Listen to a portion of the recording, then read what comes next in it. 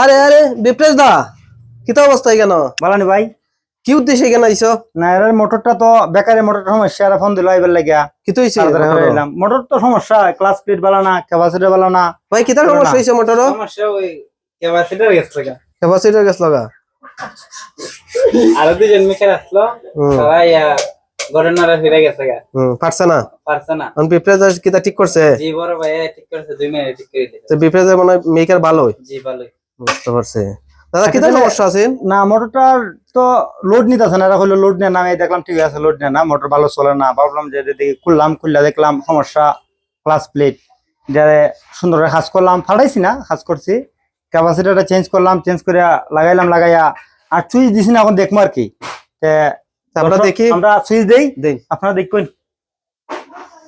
ওকে চলছে, হ্যাঁ ওয়াও ঠিক আছে না ভাই ঠিক আছে নি দেখেন দর্শক ওকে।